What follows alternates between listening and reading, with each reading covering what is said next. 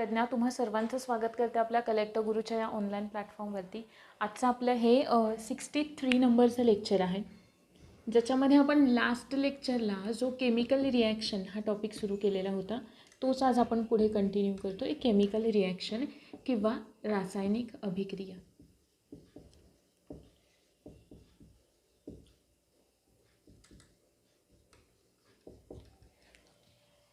या रिॲक्शनमध्ये या टॉपिक्समध्ये आपण ऑलरेडी लास्ट लेक्चरला बराच नाही का जो काही बेसिकवाला जो पार्ट होता तो सगळा आपण लास्ट लेक्चरला डिस्कस केलेला होता. या लेक्चरमध्ये आपल्याला ज्या पुढच्या 3 रिॲक्शन्स होत्या, 3 टाईप्स होत्या रिॲक्शन्सच्या, त्या डिस्कस करायच्या आहेत. आपण 4 रिॲक्शनच्या टाईप्स पाहिलेल्या होत्या. त्यातली सगळ्यात पहिली रिॲक्शन होती कोणती?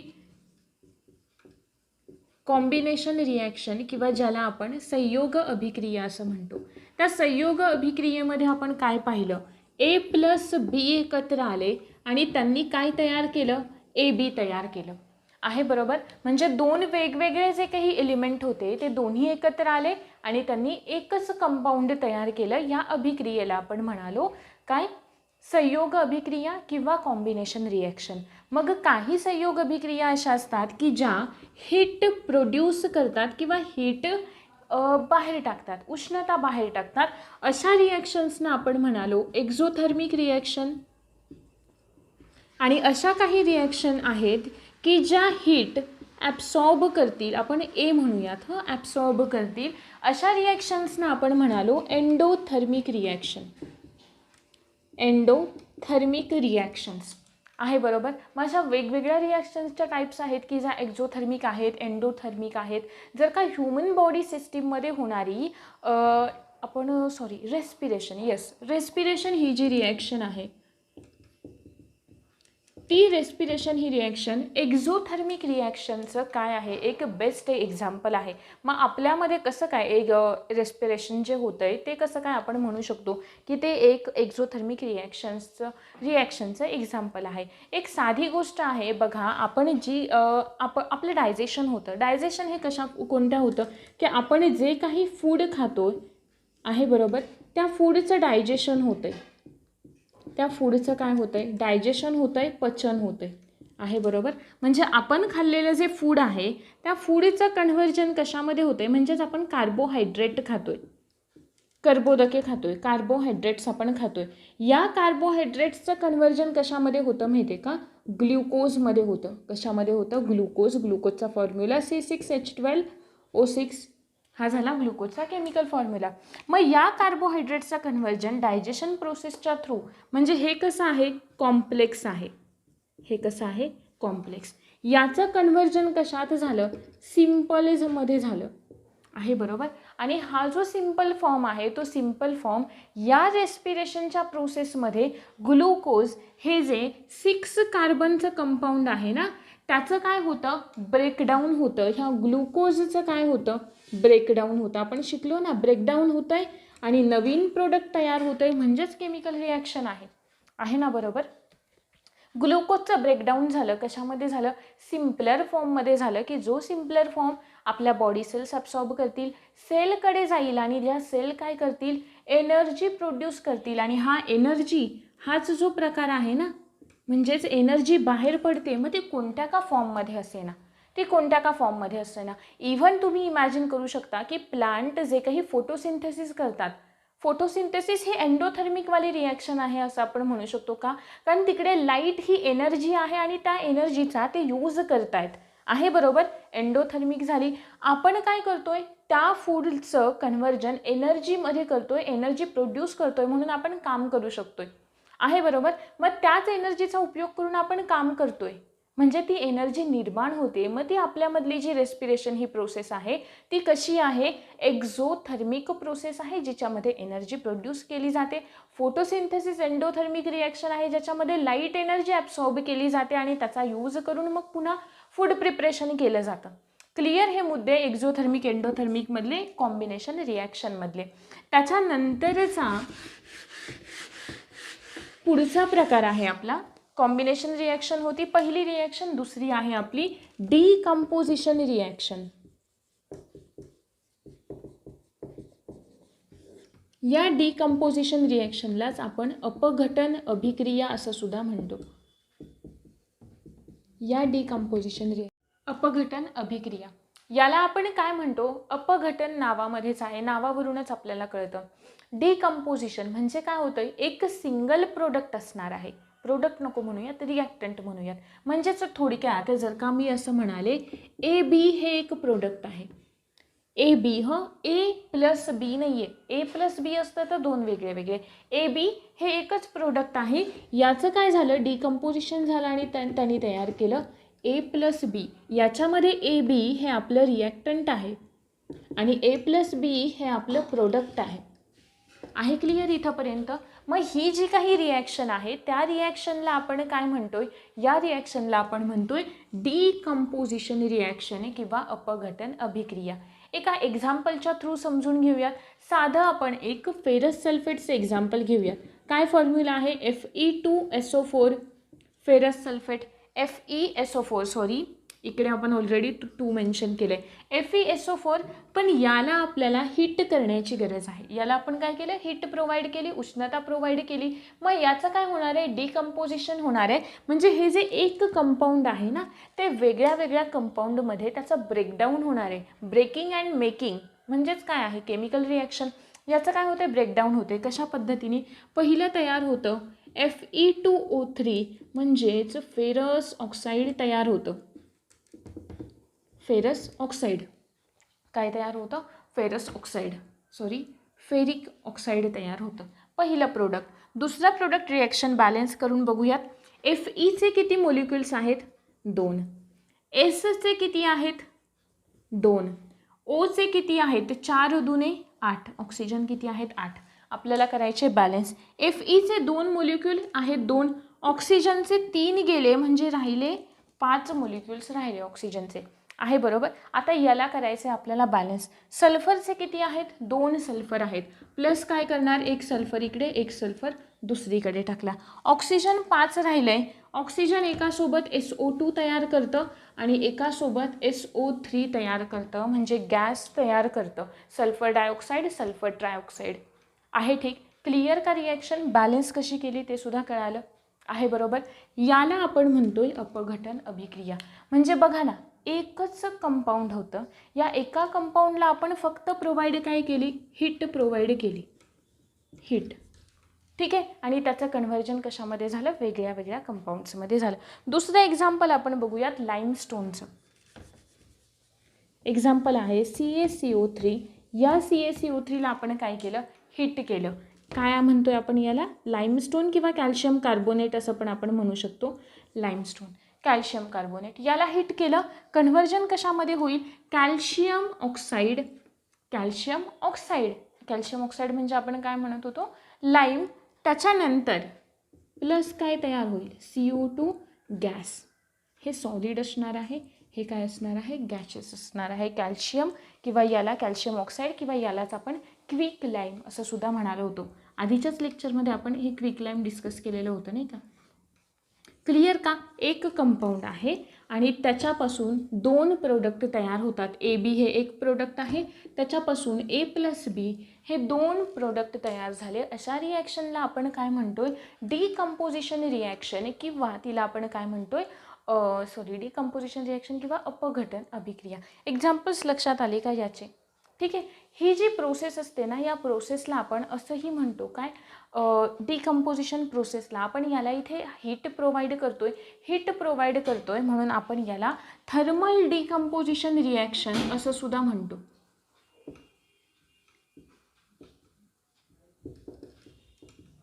याला आपण थर्मल डिकम्पोजिशन रिॲक्शन असं सुद्धा म्हणतो. आहे क्लिअर इथंपर्यंत. म्हणजे ही झाली डिकम्पोजिशन रिॲक्शन. डिकम्पोजिशन होण्यासाठी आपण हीट प्रोव्हाइड करतोय. हीटसाठीच आपण दुसरा वर्ड यूज करतो, थर्मल. आहे बरोबर. मग ही कोणती रिॲक्शन आहे, थर्मल डिकम्पोजिशन ही रिॲक्शन आहे. क्लिअर हा मुद्दा इथंपर्यंत. पहिल्या 2 reaction cover, combination reaction, decomposition reaction. नंतरची रिॲक्शन आहे आपली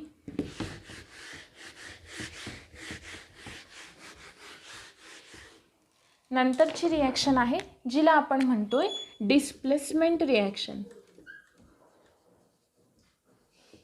डिस्प्लेसमेंट रिॲक्शन.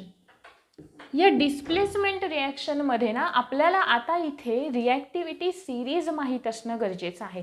रिॲक्टिव्हिटी सिरीज आपण अभ्यासली होती.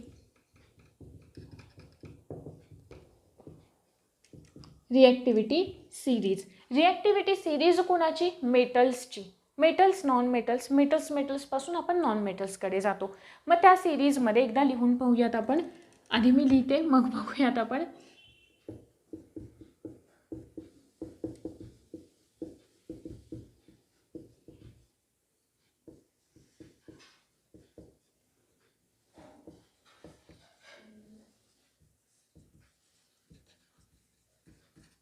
अँटीमनी ही झाली आपली reactivity series. Potassium, sodium, calcium, magnesium, aluminium, zinc, iron, lead, hydrogen, copper, mercury, silver, gold आणि अँटीमनी ही आपली एक रिॲक्टिव्हिटी सिरीज झाली.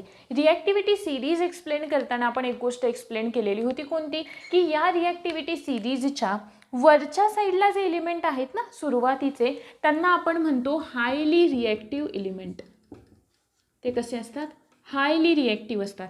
खाली जे काही हे आहेत ना हायड्रोजनपासून खाली, त्यांना आपण काय म्हणतो? लेस रिॲक्टिव्ह एलिमेंट असं म्हणतो. आणि हे मधले जे आहे ते वॉटरच्या स्टीमसोबत रिॲक्ट होतात, वॉटर वेपरसोबत रिॲक्ट होतात. आहे बरोबर? हा झाला काही रिॲक्टिव्हिटी सिरीजचा डाटा. आता डिस्प्लेसमेंट रिॲक्शनमध्ये काय होतं ते आपण बघूयात. सगळ्यात पहिला मुद्दा, डिस्प्लेसमेंट म्हणजे काय? विस्थापन अभिक्रिया. विस्थापन अभिक्रियेमध्ये ए बी आहे प्लस काय आहे? सी प्लस डी आहे. आणि यांच्यापासून काय तयार होईल माहिती आहे का? ए प्लस सी म्हणजे ए सी तयार झालं प्लस काय तयार झालं? बी डी. फरक लक्षात येतोय तुमच्या? एक मिनिट फक्त.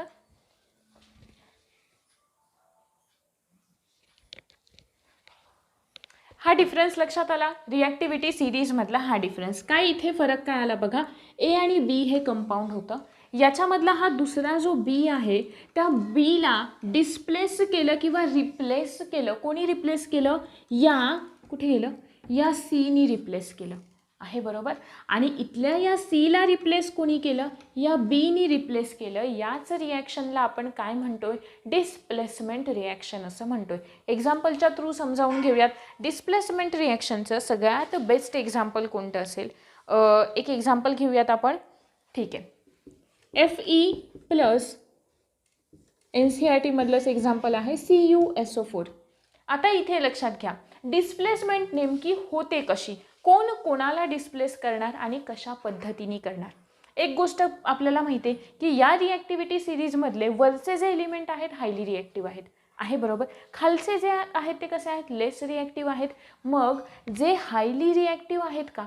हायली रिॲक्टिव्ह, ते हायली रिॲक्टिव्ह एलिमेंट या खालच्यांना काढून टाकतात. यांच्याकडे पॉवर जास्त आहे ना, मग हे या खालच्यांना काढून टाकणार. कसं ते बघूयात. FeCuSO4. Fe कुठे आहे? Cu कुठे आहे? इकडे आहे. मग मला सांगा, Cu कडे पॉवर कमी आहे, मग हे Fe कडे पॉवर जास्त आहे. Fe काय करेल? या Cu ला किंवा या कॉपरला आयर्न काय करेल? रिप्लेस करेल. कशा पद्धतीने करेल? हे काय होईल इथे? FeSO4 plus Cu.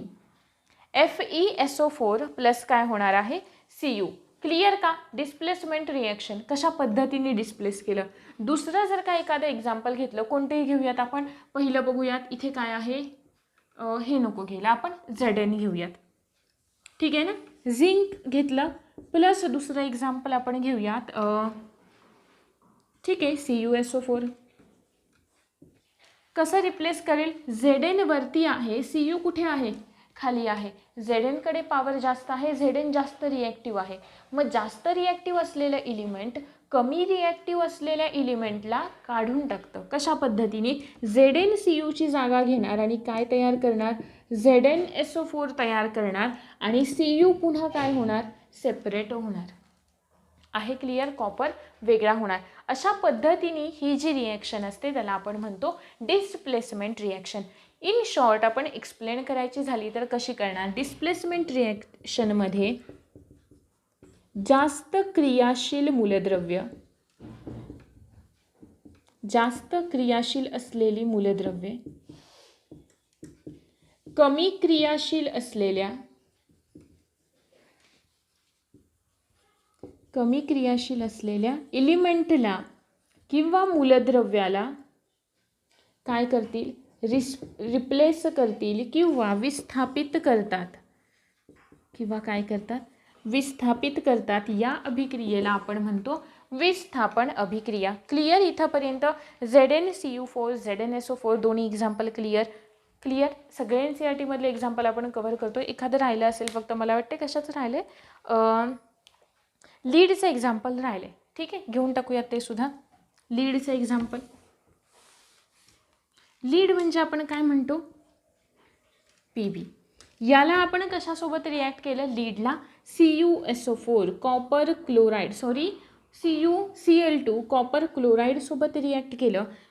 कुठे आहे लीड, वरती आहे. कॉपर कुठे आहे, खाली आहे. म्हणजे लीड काय करेल, कॉपरला रिप्लेस करेल. म्हणजे काय तयार होईल, PbCl2 लीड क्लोराईड. आणि काय सेपरेट होईल, Cu सेपरेट होईल. That's it. तिन्हीच्या तिन्ही रिॲक्शन आपल्या NCERT मधल्या इथे आपण कव्हर करून घेतलेल्या आहे. जे स्टेट बोर्ड रेफर करतात तिकडे काही फारशा वेगळ्या रिॲक्शन नसणार आहेत. ठीक आहे, त्यांनीही फक्त रिॲक्शन व्यवस्थित पाहून घ्या, कारण आपल्याला रिॲक्शन्सवरती ना आता त्यांनी ह्या केमिकल फॉर्म्युला टाईपमध्ये रिॲक्शन्स विचारायला सुरुवात केलेली आहे. सो आपल्याला त्या माहीत असणं मस्ट आहे. ठीक आहे, सो अशा पद्धतीने प्रिपेअर करा. नंतरची रिॲक्शन आहे आपली कोणती वाली, दुहेरी विस्थापन रिॲक्शन. अरे दुहेरी विस्थापन. दुहेरी विस्थापनामध्ये काय होतं बघा, एक साधं आणि सोपं एक्झाम्पलच्या थ्रू समजावून घेऊयात. दोन्हीकडचे एकमेकांना रिप्लेस करतात, दोन्हीकडचे एक्झाम्पलच्या थ्रू समजावून घेऊयात. सगळ्यात पहिलं CuCl2 प्लस आपण घेतलं पोटॅशियम आयोडाईड Ki. हे एक्झाम्पल घेतलं पोटॅशियम आयोडाईड. हे काय आहे, कॉपर क्लोराईड. हे एक्झाम्पल आहे कॉपर क्लोराईड आणि हे आहे potassium iodide. Potassium iodide replace कशा पद्धतीने करतील बघा. हे जे काही Cl आहे, Cl कोणासोबत जाईल, K सोबत जाईल, आहे बरोबर. KCl तयार करेल. इकडे KCl तयार झालं पहिलं प्रोडक्ट. दुसरं प्रोडक्ट काय तयार होईल, Cu कॉपर सोबत काय तयार झालं, आयोडाईड तयार झालं, आहे बरोबर.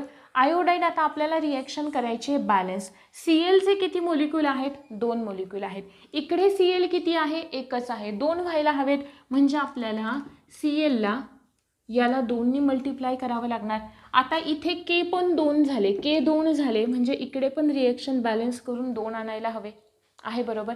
मग आता परत काय झालं, आयोडीन पण 2 झाले. जास्त काही नाही करायचं, आयोडीनचे इथेच 2 मोलिक्यूल करून टाकायचे. क्लिअर, रिॲक्शन बॅलन्स आपली. पुन्हा एकदा बघूयात. CuCl2 plus twice potassium iodide replace केलं कसं, Cui प्लस KCl. बघा कॉपरचा एकच ॲटम आहे, इकडे पण एकच ॲटम आहे. क्लिअर दोन्ही. क्लोरीनचे इकडे 2 ॲटम आहेत, इकडे एकच आहे बरोबर. मग क्लोरीन 2 व्हायला हवेत. याच्यासाठी आपण काय करणार, या KClला पोटॅशियम क्लोराईडला 2नी मल्टिप्लाय करणार. म्हणजे क्लोरीन तर आपले क्लिअर झाले, क्लोरीन. आता उरलं कोण बघा, इकडे झाले पोटॅशियम. पोटॅशियम इथे किती झाले, 2. म्हणजे इकडे पण किती हवेत, 2. क्लिअर. इथे पोटॅशियम क्लिअर. Cu clear. राहिलं फक्त आयोडीन. आयोडीनचा किती रेणू आहे, एकच आहे. इकडे आयोडीन किती आहेत, 2 आहेत. मग इकडे सुद्धा 2 करायला हवेत. काय करणार, आयोडीन 2 करणार. Reaction balance. मग आता बघा दोन्ही रिॲक्शनमध्ये काय होतं, इकडे जसं की मी तुम्हाला आधी दाखवलं, आधीचं इकडे असं होतं, ते दुहेरी विस्थापन झालं नाही का आपलं. तिकडे एकच होतं, कोणतं होतं, AB plus CD is equal to AC plus BD.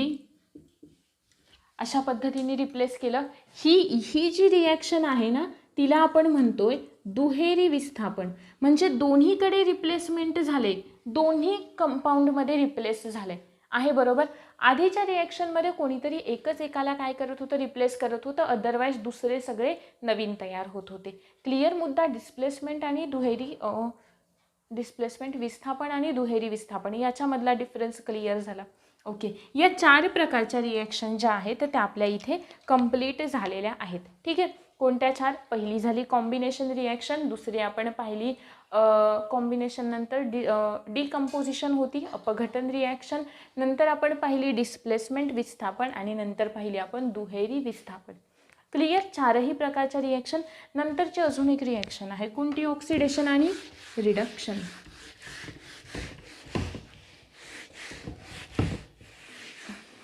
नंतरची रिॲक्शन आहे ऑक्सिडेशन अँड रिडक्शन.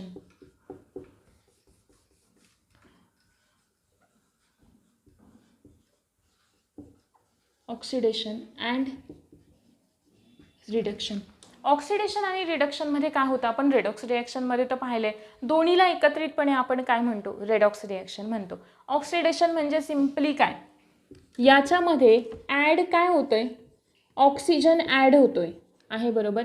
इकडे काय होतंय, ऑक्सिजन रिमूव्ह केला जातोय, रिमूव्हल ऑफ ऑक्सिजन. किंवा इलेक्ट्रॉनच्या टर्ममध्ये आपण कसं एक्सप्लेन करतो, ऑक्सिडेशन होतंय म्हणजे ऑक्सिजन ॲड करतोय, म्हणजे इलेक्ट्रॉन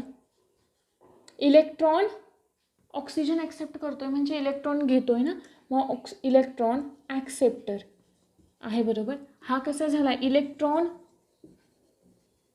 डोनर आहे, बरोबर. नंतर हे झालं इलेक्ट्रॉनच्या टर्ममध्ये. प्रत्येक ठिकाणी इलेक्ट्रॉनच्या टर्ममध्ये एक्सप्लेन करून चालेल का, नाही चालणार. ज्या काही ऑर्गॅनिक इनऑर्गॅनिक कंपाऊंड असतात ना, कार्बनी अकार्बनी संयुगे असतात, तिकडे आपल्याला इलेक्ट्रॉन्सच्या टर्ममध्ये एक्सप्लेन करून चालत नाही. मग तिकडे आपण कोणत्या टर्म्समध्ये एक्सप्लेन करतो, ऑक्सिजन हायड्रोजनच्या, ऑक्सिडेशन नंबरच्या. ऑक्सिडेशन नंबर ज्यांचा वाढतोय त्यांना आपण म्हणतो ऑक्सिडेशन. ऑक्सिडेशन नंबर कमी झाला की त्यांना आपण म्हणतो रिडक्शन. ऑक्सिडेशन नंबर म्हणजे काय, टोटल चार्ज एखाद्या मॉलिक्यूलवर असलेला, टोटल एंटायरवाला चार्ज. ठीक आहे, तो म्हणजे काय, ऑक्सिडेशन नंबर. मग तो ऑक्सिडेशन नंबर जर का वाढला तर ऑक्सिडेशन होतंय, ऑक्सिडेशन नंबर कमी झाला तर रिडक्शन होतंय. रिडक्शन म्हणजे अजून काय माहिती आहे का, ॲडिशन ऑफ हायड्रोजन. आपण त्याच्यामध्ये हायड्रोजन सुद्धा ॲड करतोय. किंवा ऑक्सिडेशन म्हणजेच removal of hydrogen, removal of hydrogen. आणि या ऑक्सिडेशन रिडक्शनच्या सगळ्या रिॲक्शन आपण रेडॉक्स रिॲक्शनमध्ये डिस्कस केलेल्या आहेत. क्लिअर. हा इथंपर्यंत मुद्दा ऑक्सिडेशन रिडक्शनवाला. त्याच्यानंतरचा पॉईंट आहे, रिडक्शनला आपण क्षपण असं सुद्धा म्हणतो. ठीक आहे. ऑक्सिडेशन म्हणजे ऑक्सिडीकरण, मराठीमध्ये ऑक्सिडीकरण, आणि रिडक्शन म्हणजे काय येतं, क्षपण, अभिक्रिया. क्लिअर. हे दोन्ही मुद्दे. नंतरची टर्म आहे आपली अभिक्रियेचा दर, rate of reaction. Rate of रिॲक्शनवरती प्रश्न विचारलेले आहेत हा आपल्याला. Rate of reaction. Rate of रिॲक्शनवरती अफेक्ट करणारे घटक कोणते कोणते असतात, अभिक्रियेचा दर थोडक्यात. ठीक आहे ना. अभिक्रियेचा दर, त्याच्यावरती परिणाम करणारे घटक कोणते, अभिक्रियेच्या दरावर परिणाम करणारे घटक. सगळ्यात पहिला टेम्परेचर. आपण पाहिलं जर का आपण एखाद्या पदार्थाला हीट देतोय तर त्याचं काहीतरी त्याच्यामध्ये चेंज होतोय, म्हणजेच काय होतंय, तिकडे अभिक्रियेचा दर वाढतोय. मग अभिक्रियेचा रेट ऑफ रिॲक्शन,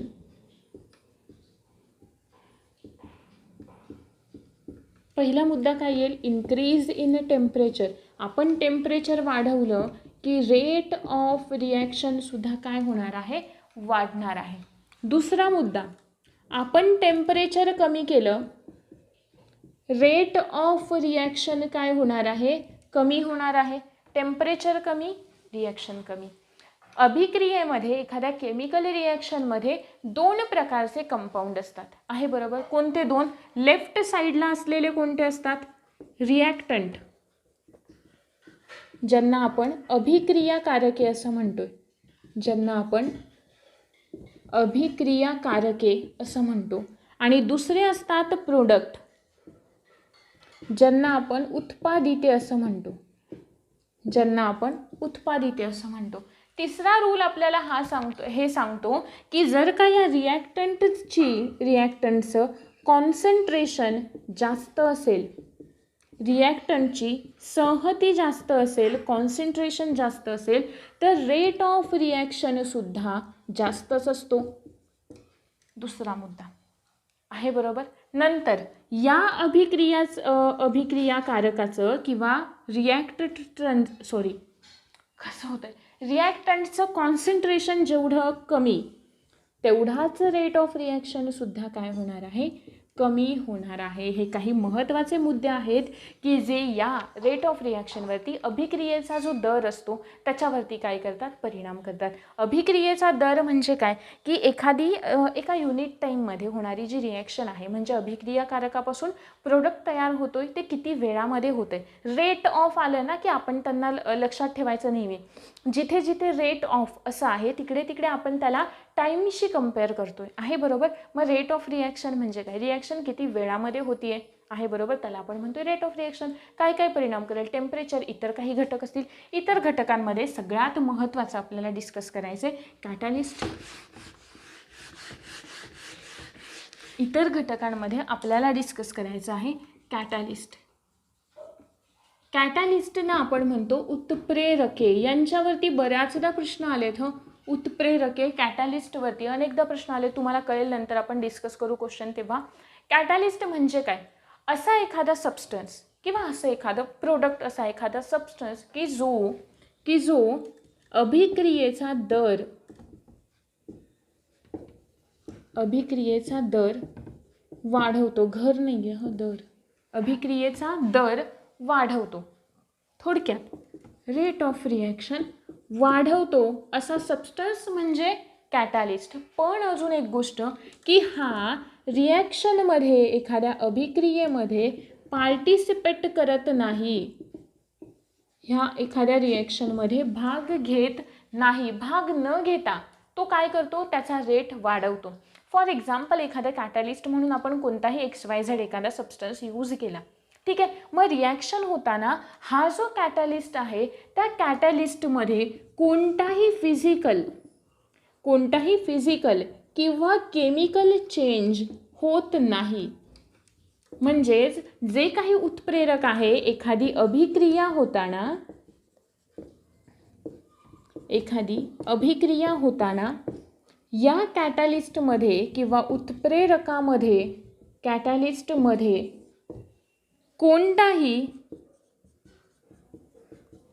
फिजिकल किंवा म्हणजेच भौतिक किंवा रासायनिक बदल होत नाही. हे झालं याची एक सगळ्यात महत्त्वाची प्रॉपर्टी की जे काही आहे उत्प्रेरक म्हणून, कॅटॅलिस्ट म्हणून आपण ज्या कोणाचा यूज करतोय ते एखाद्या रिॲक्शनचा रेट तर वाढवू शकतात, पण ते त्याच्यामध्ये पार्टिसिपेट होत नाही. त्यांच्या कॅटॅलिस्टच्या स्वतःच्या फिजिकल केमिकल प्रॉपर्टी बदलत नाही, म्हणजे त्याच्यामध्ये कोणताच चेंज होत नाही आहे, तो पार्टिसिपेट करत नाही आहे, सो चेंज होणारच नाही आहे बरोबर. असं जे प्रोडक्ट आहे त्याला आपण काय म्हणतोय, कॅटॅलिस्ट असं म्हणतो. अजून एक महत्त्वाची गोष्ट लक्षात ठेवायची इथे कोणती, की जेव्हा रिॲक्शन सुरू होतीये म्हणजे आता रिॲक्शन तुमची स्टार्ट झाली, तेव्हा रेट ऑफ रिॲक्शन हा हाय असतो, जास्त असतो, रेट ऑफ रिॲक्शन जास्त असतो. नंतर जसजशी रिॲक्शन तुमची पूर्ण होत जातीये तसा रिॲक्शनचा किंवा त्या अभिक्रियेचा दर, रेट ऑफ रिॲक्शन हा कमी होत जातो, decreases. Rate of reaction decreases. जसजशी अभिक्रिया पूर्ण होत आली आहे तसा त्याचा वेग कमी होणार आहे. सुरुवातीला अर्थात जास्त आहे, नंतर कमी होणार आहे. क्लिअर हा एक मुद्दा. त्याच्यानंतर कॅटॅलिस्ट कोणत्या टाईप्सचे असतात, 3 टाईप्स पडतात कॅटॅलिस्टमध्ये. सगळ्यात पहिली टाईप आहे होमोजिनस कॅटॅलिस्ट. सगळ्यात पहिला प्रकार आहे होमोजिनस कॅटॅलिस्ट. होमोजिनस कॅटॅलिस्ट आपण कोणाला म्हणतो, म्हणजे काय, मराठीमध्ये समांगी उत्प्रेरके. समांगी उत्प्रेरके.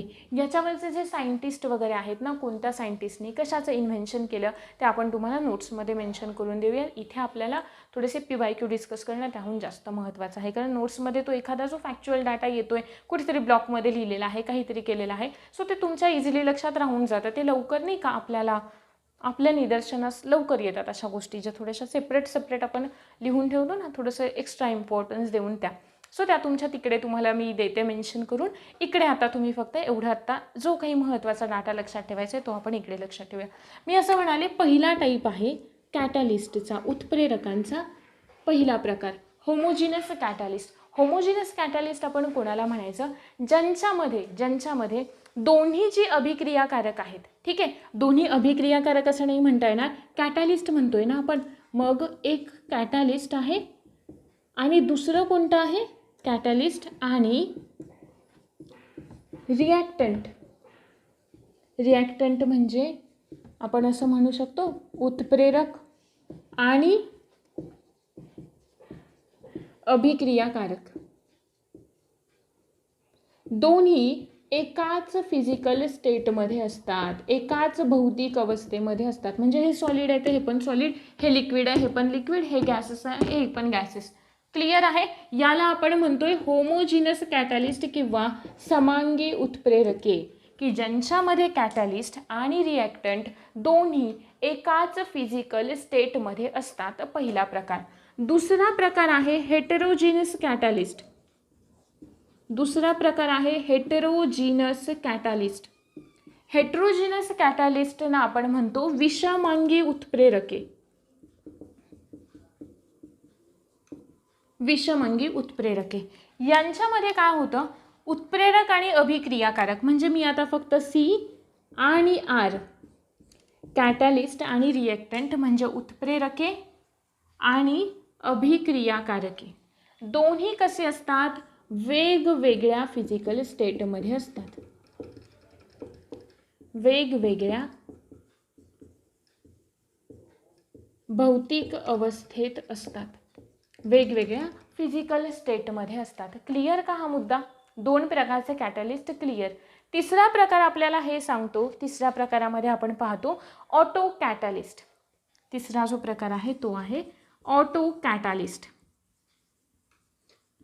आता ऑटो म्हणजे आपण कोणाला म्हणतो, ऑटो स्वतःचं काम स्वतः करणारं. आपण हार्टमध्ये पाहिलेलं होतं ऑटो एक्साइटेबल आहे, बरोबर. ऑटो म्हणजे काय, स्वतःचं काम स्वतः करणारं आहे, बरोबर. मग हे पण जे कॅटलिस्ट आहे तर ते काय करतात, स्वतःला काय करतात, त्या अभिक्रियेचा रेट वाढवण्यामध्ये, किंवा आपण असं म्हणू शकतो की जे स्वतःच एखाद्या प्रोडक्टचं काम करतात. एखादं कॅटलिस्ट जे आहे, एखादं कॅटलिस्टच काय करतं, कॅटलिस्टच प्रोडक्टचं काम करतं, स्वतः काम करतं, दुसरं प्रोडक्ट तयार होतं आहे ना, मग ते प्रोडक्ट जर ॲक्च्युली अजून एक महत्त्वाचा मुद्दा, जे तयार होणारं प्रोडक्ट असतं ना, त्या प्रोडक्टवरती, त्या प्रोडक्टच्या कॉन्सन्ट्रेशनवरती सुद्धा रिॲक्शनचा रेट डिपेंड असतो. ते जेवढं काम करतं आहे ना तेवढा त्या रिॲक्शनचा रेट फास्ट असतो. मग इथे ऑटो कॅटलिस्ट आपण कुणाला म्हणतो, जे कॅटलिस्ट ना प्रोडक्टसारखंच काम करतात, अशा कॅटलिस्टना आपण काय म्हणतो, ऑटो कॅटलिस्ट असं म्हणतो. हे होते काही महत्त्वाचे मुद्दे आपले कॅटलिस्टशी रिलेटेड. नंतरचा मुद्दा आहे अभिक्रियेची ऑर्डर, ऑर्डर ऑफ रिॲक्शन.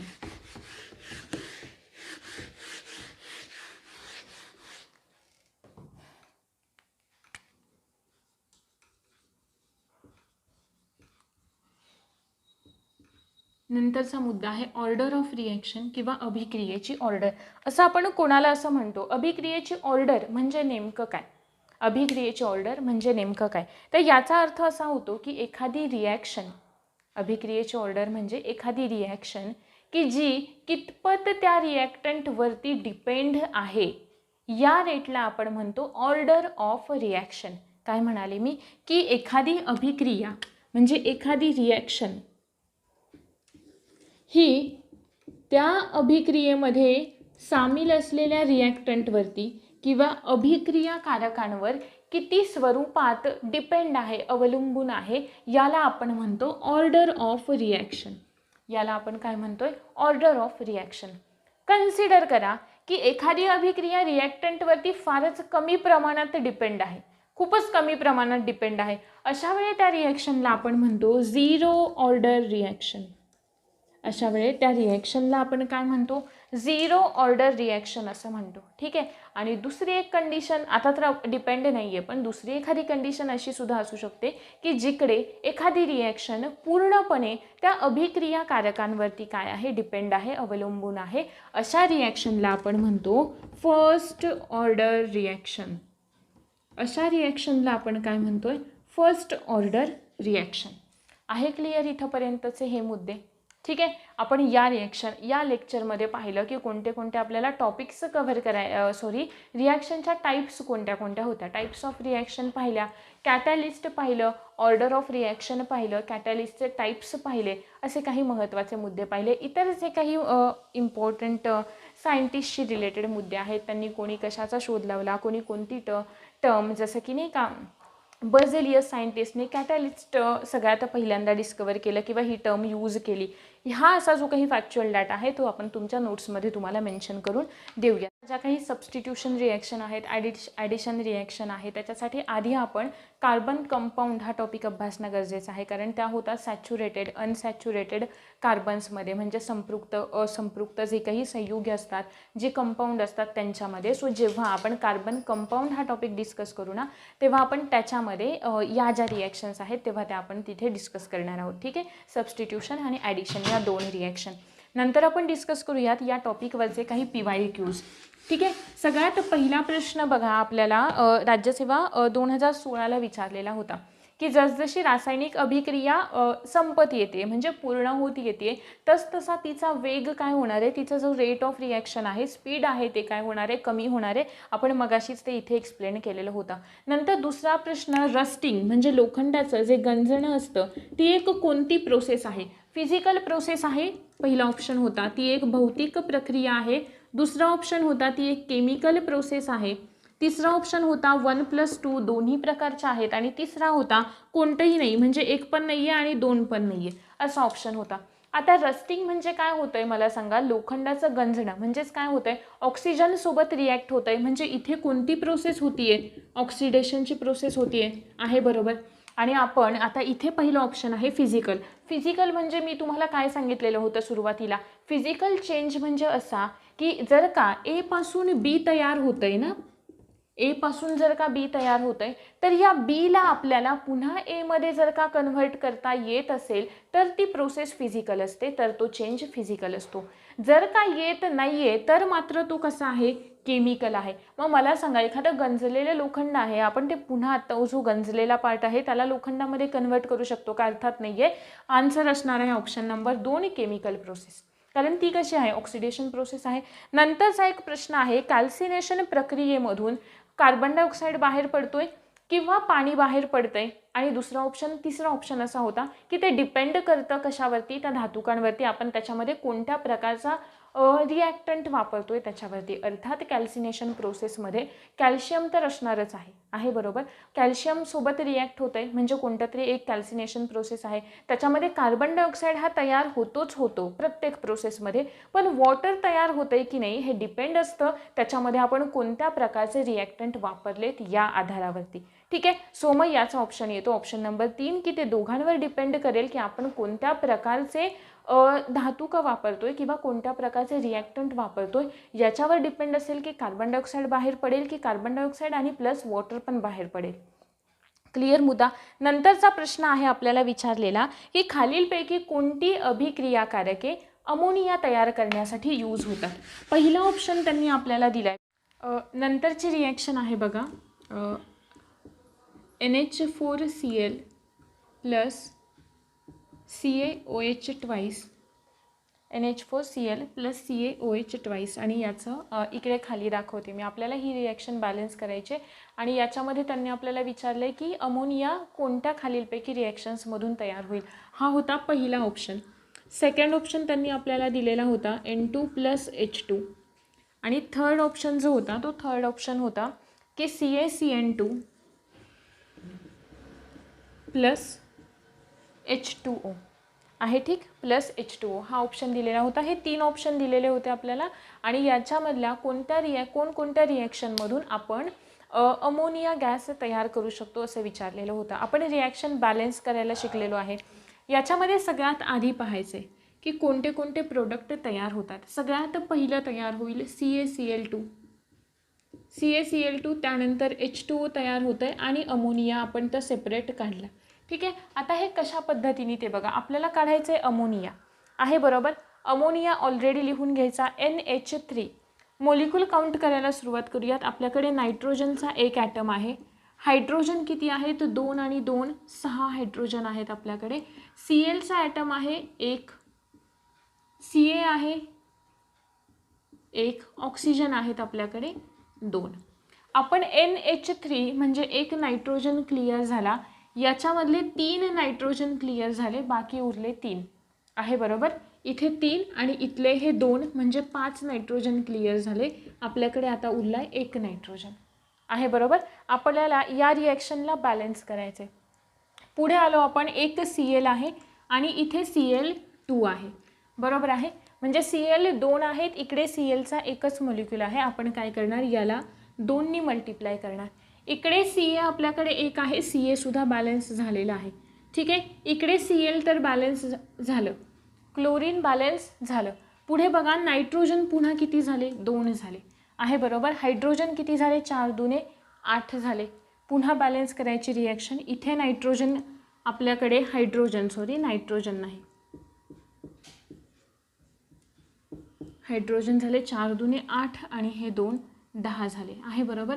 इकडे 2 मॉलिक्युल्स घ्यायचे. पुन्हा किती झाले हायड्रोजन? 3 दुने 6 आणि 2 8 झाले. पुन्हा आपल्याला हे बॅलन्स करायचे. इथे आपण H2Oचे 2 मॉलिक्यूल घेतले, हायड्रोजन बॅलन्स आहे बरोबर. ऑक्सिजन इथे आपल्याकडे किती होते? 2 होते. इथे ऑक्सिजनसुद्धा आपले बॅलन्स झाले, 2 ऑक्सिजन आहे क्लिअर इथंपर्यंत. आणि CaCl2 इथलं हे Clचे 2 मॉलिक्यूल आणि हे अशा पद्धतीने दोन्ही ही रिॲक्शन आपली बॅलन्स झालेली आहे, ज्याच्यामध्ये आपल्याला प्रोडक्ट मिळालं आहे अमोनिया. म्हणजे जे प्रोडक्ट विचारले ते आपलं इथे तयार होत आहे. ठीक आहे. नंतरची पुढची रिॲक्शन आहे N2 + H2. आपल्याला तयार करायचं आहे अमोनिया. अमोनियाचा फॉर्म्युला येतो NH3 हा आहे बरोबर. नायट्रोजनचा एक मॉलिक्यूल आहे, हायड्रोजनचे 3 हवेत आपल्याला आहे बरोबर. रिॲक्शन बॅलन्स करायची. कशी बॅलन्स करणार आहे आपण? हायड्रोजन इथे 2 आहेत, आपल्याला अजून 1 हवं आहे, म्हणजे आपण 2 H2 घेणार आहे क्लिअर. म्हणजे किती झाले? 4 झाले. म्हणजे NH2चे 2 मॉलिक्यूल तयार करतात. इथे N2, N इथे 2 झाले, 2 नी 2 4, म्हणजे हायड्रोजन हे इथे अजून एक हवं आहे. आपण असं करू शकतो की इकडे 3 हायड्रोजन घेतले, 3 दुने 6, 3 दुने 6 हायड्रोजन बॅलन्स झाले. अशा पद्धतीने रिॲक्शन काय करायची? बॅलन्स करायची. फक्त जसं आपण जो सिक्वेन्स पाहिला ना रिॲक्शन बॅलन्स करण्याचा, की सगळ्यात मॅक्झिमम नंबर कोणता आहे आणि त्या मॅक्झिमम नंबरनुसार आपण तिला बॅलन्स करत यायचं आहे. ठीक. अशा पद्धतीने नंतर आहे CaCN2 + H2O ही रिॲक्शन. या रिॲक्शनमध्ये काय तयार होतं? इकडे तयार होतं आहे NH3. आपल्याला तयार करायचं आहे अमोनिया, NH3 आहे बरोबर. मग काय दुसरं उरतं आहे काय? Ca कार्बन एक उरला आणि नंतर अजून काय उरलं? CO3, CaC आणि O3 आहेत. म्हणजे इथे आपल्याला दिलेले ऑक्सिजन किती आहेत? आपल्याकडे एकच ऑक्सिजन आहे, आपल्याला किती हवे? 3. याला मल्टिप्लाय करायचं 3नी आहे. येतं आहे लक्षात? थोडंसं डिफिकल्ट आहे. 3 दुणे 6, हायड्रोजन किती हवेत आपल्याकडे? 6. म्हणजे NH3 3 आहेत, मग आपण याला 2नी मल्टिप्लाय करणार, 3 दुणे 6. रिॲक्शन बॅलन्स झाली. Caचा एक मॉलिक्यूल, इकडे पण Ca एक, कार्बन एक, इथे पण कार्बन एक. ऑक्सिजन इथे 3 आहेत, इथे सुद्धा ऑक्सिजन 3 आहेत. नायट्रोजन इथे 2 आहेत, इथे पण नायट्रोजन 2 झाले. Hydrogen 3 दुणे 6, hydrogen 3 दुणे 6. अशा पद्धतीने आपली रिॲक्शन बॅलन्स झालेली आहे. क्लिअर आहे इथंपर्यंत? म्हणजे तिन्ही प्रोसेसमध्ये NH3 अमोनिया तयार होत आहे बरोबर. अमोनिया तयार झाला म्हणजे तिन्ही प्रोसेस ज्या आहेत किंवा तिन्ही दिलेल्या रिॲक्शन ज्या आहेत त्या बरोबर आहेत की ज्या अमोनिया फॉर्म करत आहेत. याच्यासाठी सगळ्यात महत्त्वाचं आहे की रिॲक्शन बॅलन्स करता आल्या पाहिजेत.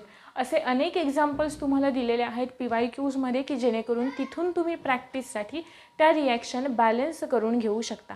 ठीक आहे. त्याच्यानंतरचा पुढचा एक प्रश्न आहे, तुम्हाला तुमच्या स्क्रीनवर दिसतोय. बघा एक सिम्पल क्वेश्चन आहे, तुम्हाला तो स्क्रीनवर दाखवण्याची पण गरज नाही आहे, नाही दाखवत आहे मी तो. फक्त मी असंच सांगते की जर का एखादा सबस्टन्स आहे आणि तो सबस्टन्स एखाद्या केमिकल रिॲक्शनमध्ये पार्टिसिपेट होत नाही आहे, फक्त त्या केमिकल रिॲक्शनचा किंवा त्या रासायनिक अभिक्रियेचा वेग वाढवण्यामध्ये मदत करते, स्पीड वाढवण्यामध्ये मदत करते, तर त्याला आपण खालीलपैकी काय म्हणतो. सिम्पल आहे, डेफिनेशनमध्येच सांगितलेलं होतं की अशा सबस्टन्सला आपण कॅटॅलिस्ट असं म्हणतो. नंतर पुढे तुम्हाला अजून एक प्रश्न दिला आहे बघा, ज्याच्यामध्ये पुन्हा तो याच्यावरतीच प्रश्न विचारलेला आहे, कॅटॅलिस्टवरतीच प्रश्न विचारलेला आहे, जिकडे त्यांनी नाही का की रासायनिक अभिक्रियेचा वेग कोणकोणत्या परिस्थितीमध्ये वाढवला जातो.